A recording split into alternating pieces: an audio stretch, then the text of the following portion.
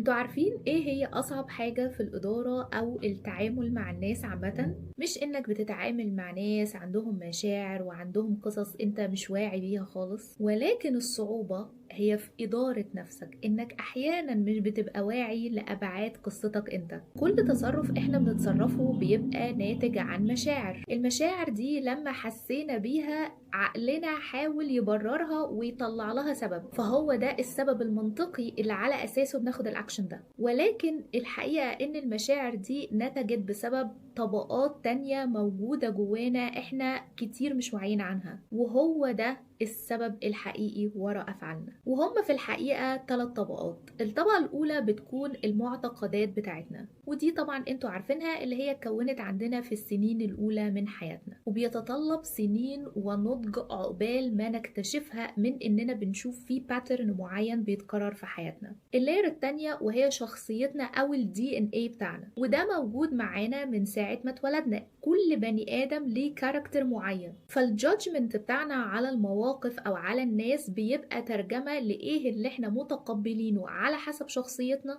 أو عايزينه يكون موجود في شخصيتنا، وإيه اللي احنا مش متقبلينه ومش هنحب إن احنا نعمله أو مش راضيين إن احنا بنعمله. أما بقى اللاير التالتة وهي الثقافة أو تاريخ المكان اللي انت جيت منه. كل منطقة وكل بلد ليها ثقافة، والثقافة دي بتحكم ايه اللي مقبول وايه اللي مش مقبول مجتمعيا. كمان طريقة التواصل ما بين الناس، يعني مثلا في بعض المجتمعات انك تكون ستريت فورورد دي حاجة كويسة جدا، ولكن في مجتمعات تانية ده بيعتبر عدوانية. في نفس الوقت طريقة توجيه النقد، طريقة التعامل مع المديرين والزملاء. لو انت بتشتغل في شركة انترناشونال او ناوي تبدأ انترناشونال بزنس، لازم تقرأ كتير عن الفرق ما بين الثقافات في التعامل والتواصل. وطبعا في النهاية مش هقول ان احنا مثاليين واننا intentionally فاهمين الاسباب وراء كل تصرفاتنا، ولكن احنا بنحاول على قد ما نقدر اننا نزود نسبة الوعي. ودي من اول المهارات اللي لازم تبنيها لو انت عايز تكون مدير او تبدأ بزنس، وهي الوعي بالنفس. انا بيرسوينم، ولو عايز تعرف اكتر عن بزنس فولو مي.